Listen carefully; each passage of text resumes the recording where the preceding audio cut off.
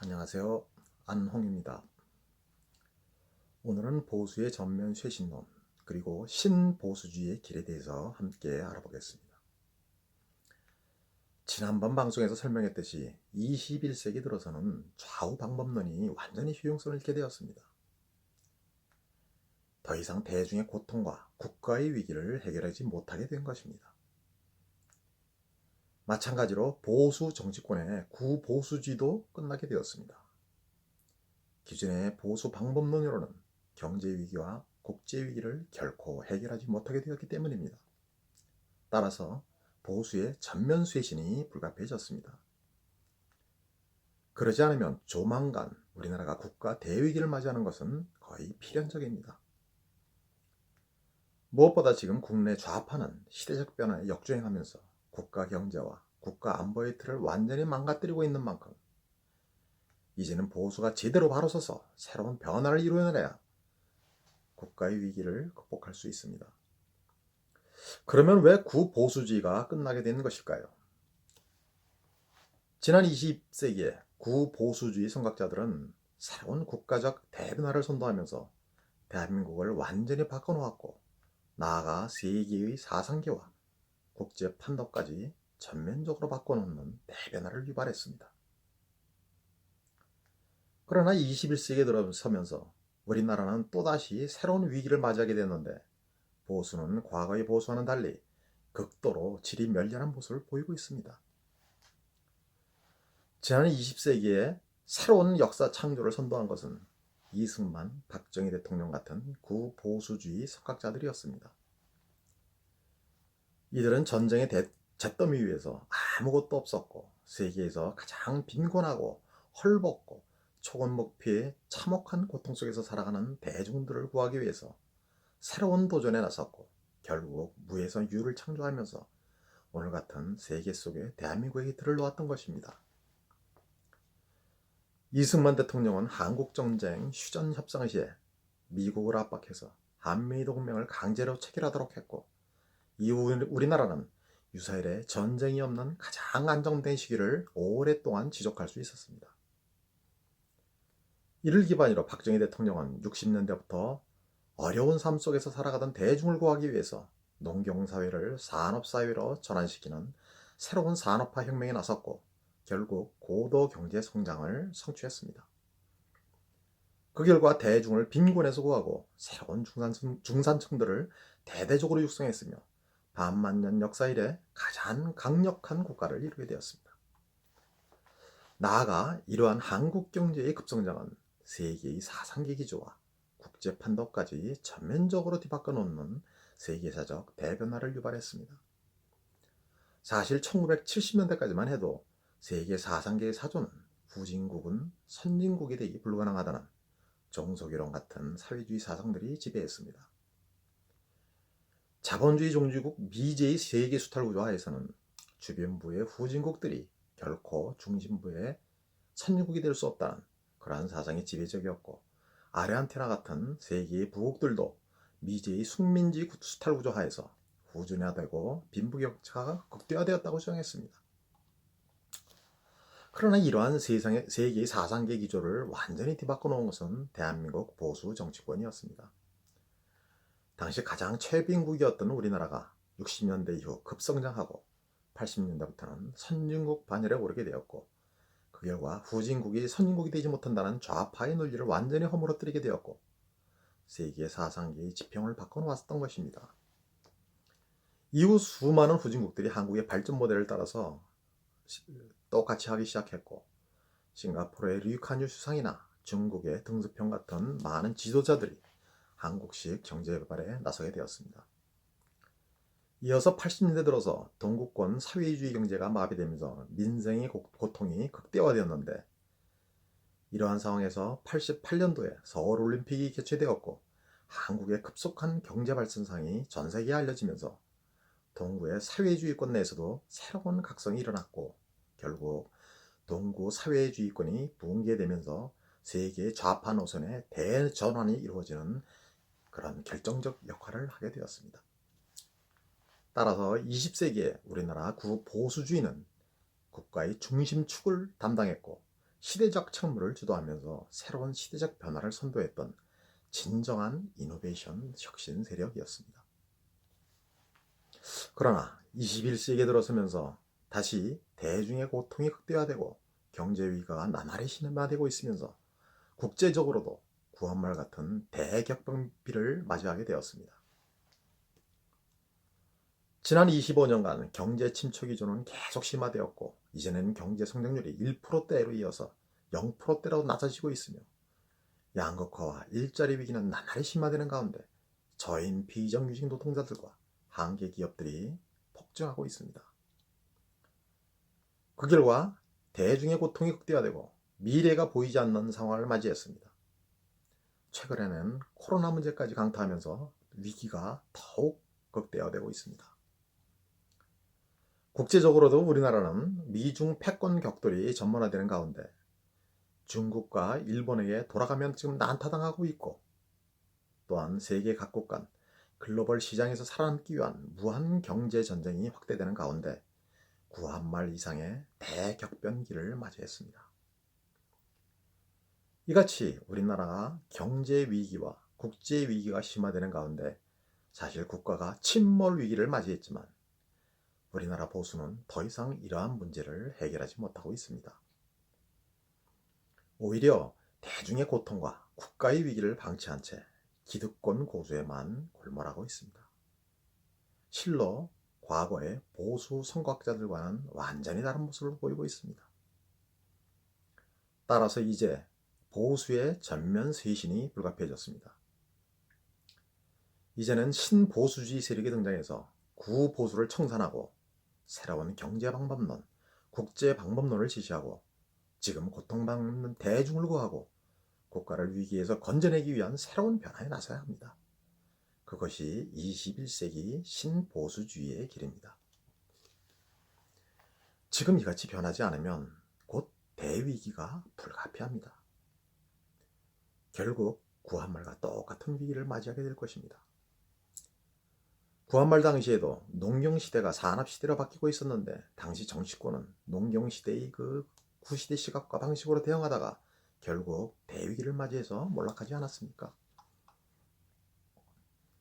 그러면 보수 노선의 전면적 변화가 불가피해진 이유는 무엇일까요? 80년대 이후 경제 상황과 국제 상황이 완전히 바뀌면서 경제 방법론과 국제 방법론이 모두 바뀌었기 때문입니다. 즉 그동안은 각국 경제 주체들이 국가 시장 안에서 살았지만 21세기에 들어서면서는 글로벌 시장 안에서 새로운 네 가지 경제 상황 하에서 살아가게 되었습니다.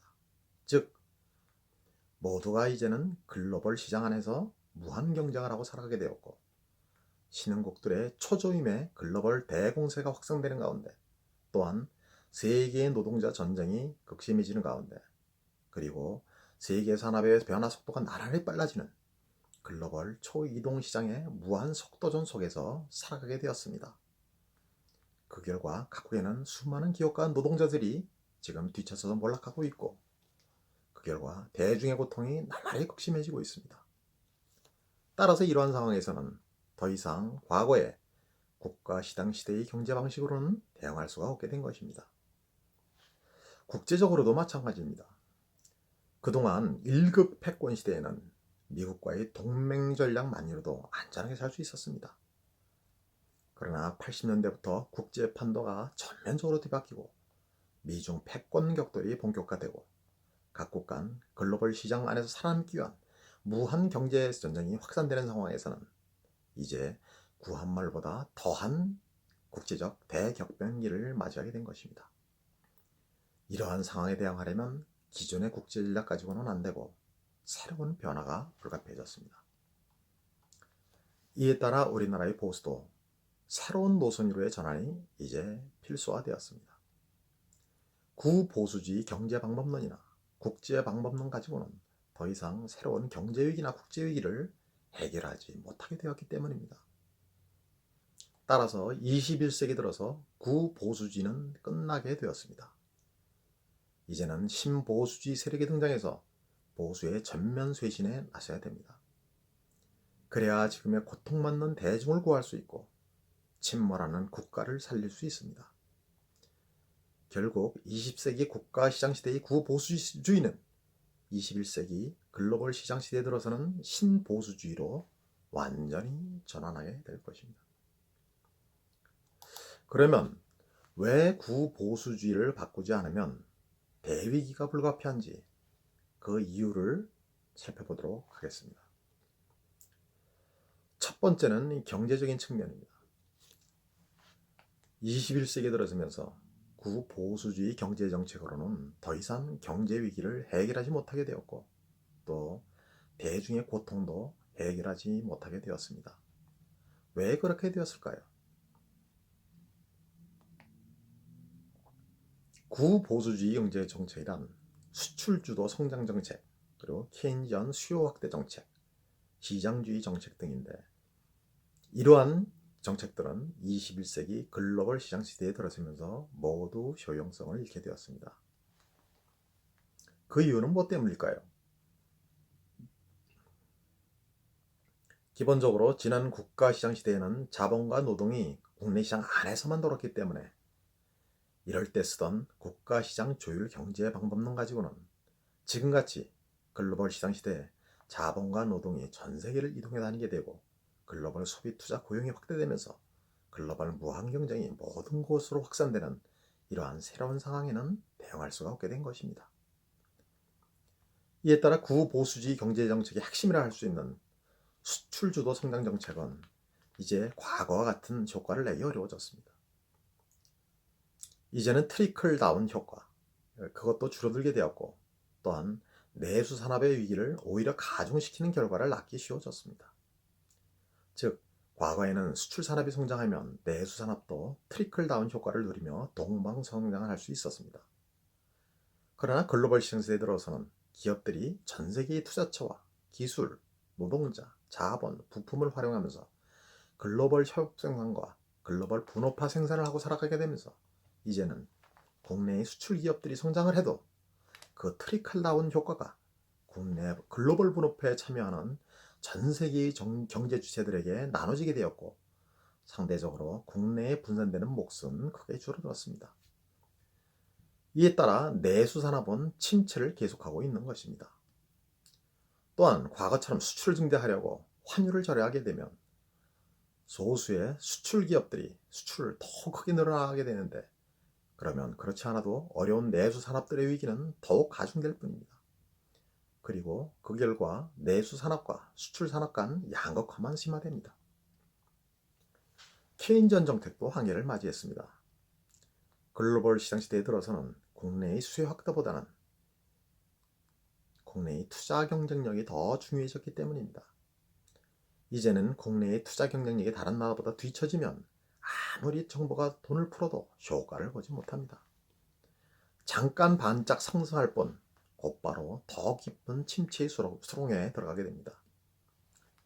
이미 해외 각국에서도 경기 순환이 사라지고 장기 침체가 심화되고 있으며 이제는 양적 완화나 마이너스 금리 정책 같은 돈을 무한대로 풀어도 침체가 계속되고 있습니다. 또한 각국 자본이 과거처럼 국내에 있지 않고 이제는 전 세계를 이동해 다니면서 글로벌 비기업 투자를 하게 된 상황에서는 이제는 국내 투자 경쟁력이 다른 나라보다 뒤처지면 그 나라는 투자 침체와 경기 침체, 고용위기가 장기화됩니다. 우리나라의 경우도 지금 경제 여건, 사회 여건, 노동 여건 등 투자 여건이 다른 나라보다 크게 뒤처지면서 사실상 투자가 불가능한 나라가 되었습니다. 그 결과 투자가 대거 해외로 이탈하면서 국내 침체가 장기화되고 일자리 위기가 가중되고 양극화도 심화되고 있습니다. 결국 이러한 나라에서는 경기 순환이 사라지고 경제 위기, 고용 위기가 장기화되는 것입니다. 이같이 국내 경쟁력이 뒤처진 나라에서는 환율 시장 기능에 의해 환율이 절하되면 경쟁력이 다시 높아질 수 있는데 이 경우에도 소수의 수출 기업들의 수출만 크게 늘어나게 되면서 곧바로 환율이 다시 원위치됩니다. 따라서 환율 시장 기능으로 이러한 경쟁력 부족 문제도 해결하지 못하게 되었습니다. 마찬가지로 보수의 시장주의 경제 정책도 한계를 맞이했습니다. 이제는 시장에 맡겨두면 양극화 성장만 심화됩니다. 그리고 글로벌 시장의 무한 경쟁이 모든 부분으로 확산되면서 세계 최고의 소수만 살아남고 뒤처진 다수의 경제들이 몰락하고 있기 때문입니다.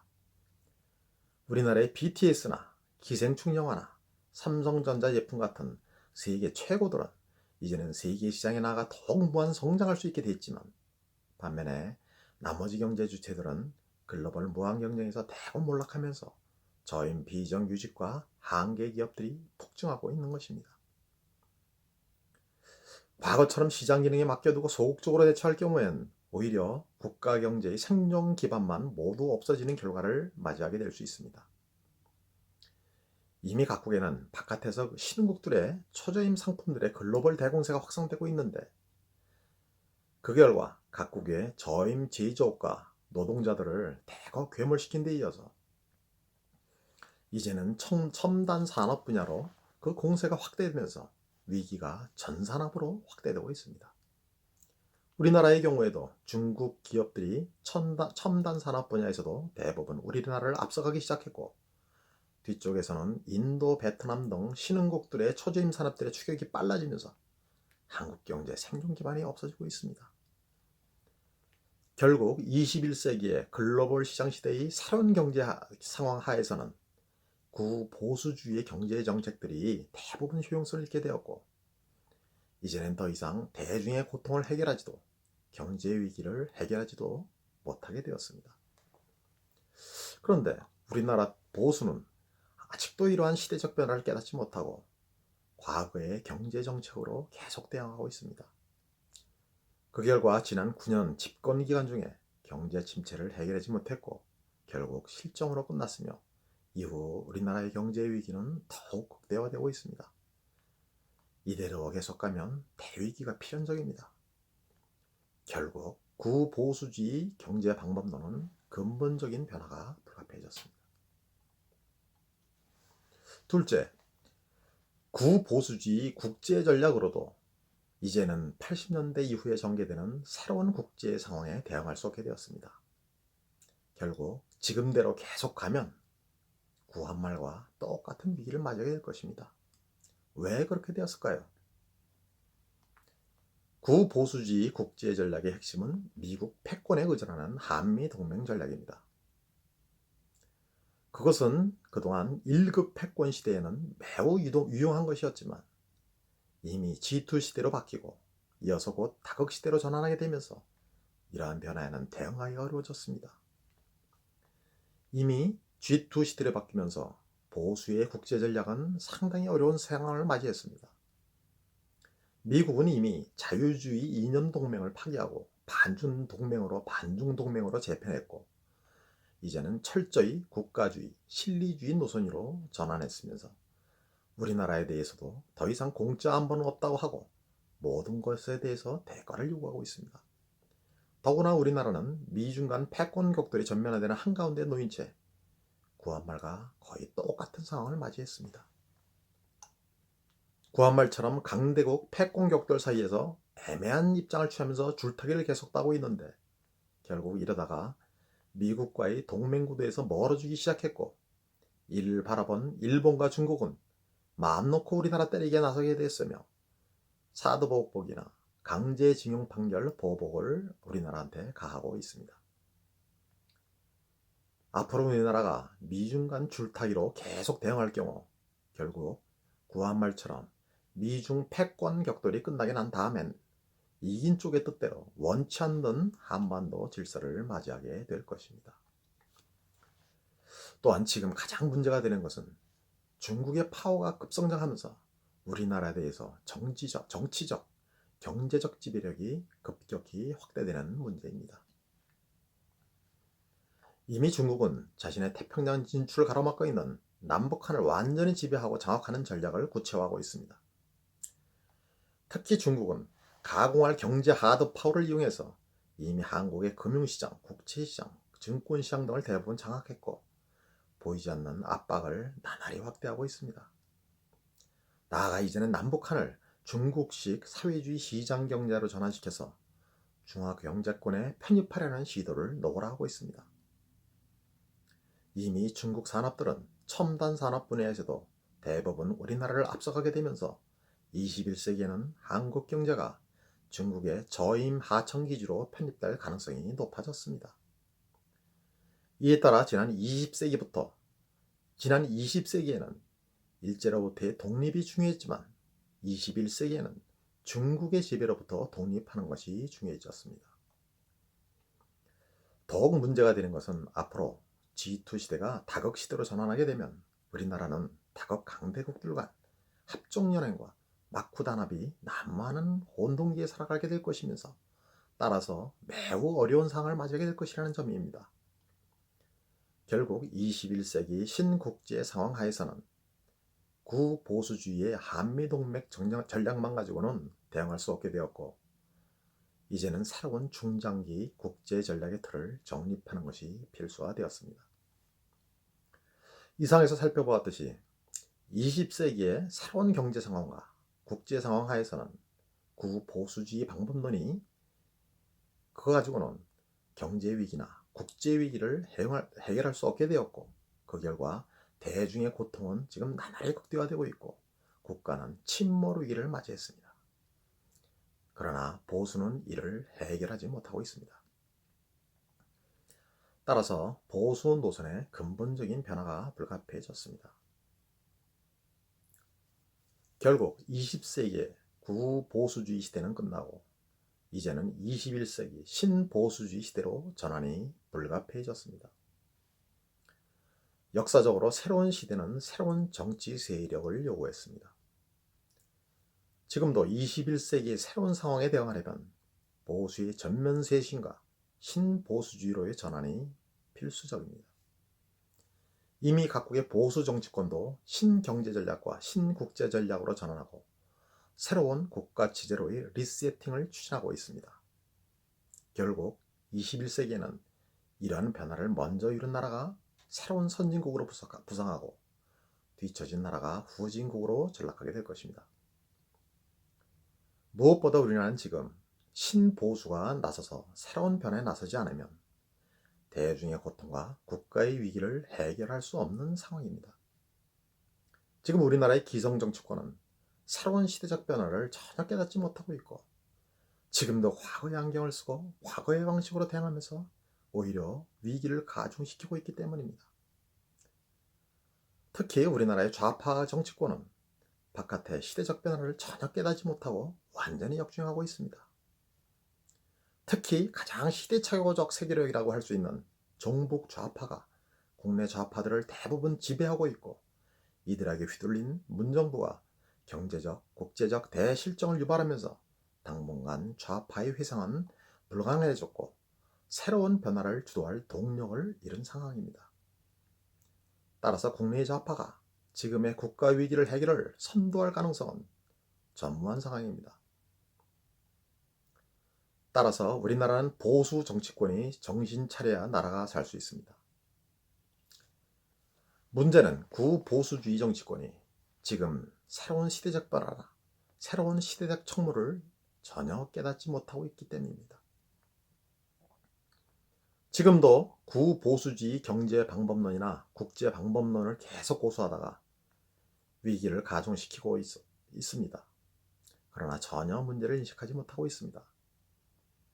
그리고 고통받는 대중과 지금 침몰 위기의 한국을 방치한 채 오로지 기득권 고수에 굴말하면서 개인적 입신양명만 추구하고 있습니다. 그리고 개혁을 한다고 하면 당 이름이나 바꾸고 쇼 정치만 반복하면서 또한 좌파 정부의 실정만 공격하고 그 반사이익을 얻는 데만 주력하고 있습니다. 따라서 지금의 보수는 간판만 보수당이지 과거의 보수와는 완전히 다른 사이비 보수 세력으로 전락했습니다.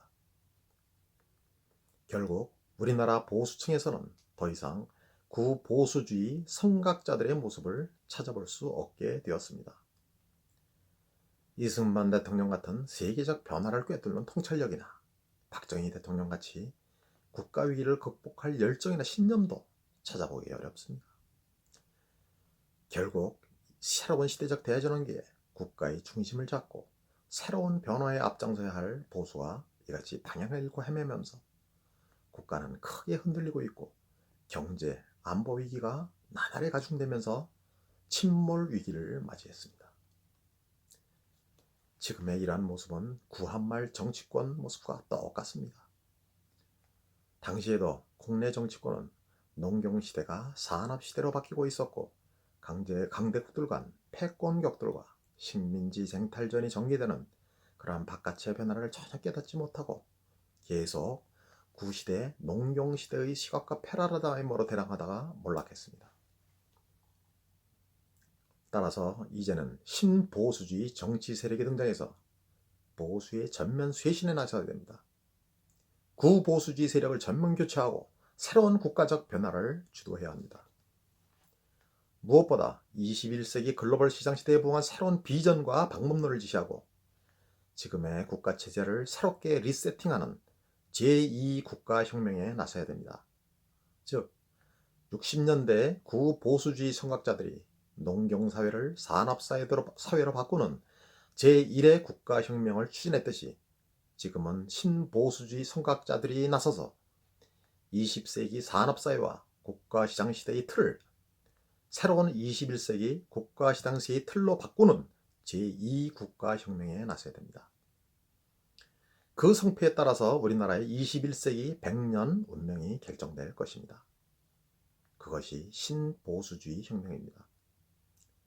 앞으로 이러한 변화에 성공을 해야 지금의 고통받는 대중을 구할 수 있고 국가를 침몰 위기에서 건질 수 있으며 나아가 21세기에는 일본을 능가하는 경제력을 확보하고 아시아 허브 국가로 부상할 수 있습니다. 그것이 신보수주의의 책무입니다. 이것이 시대적 요청이자 역사가 요구하는 시대적 과제입니다.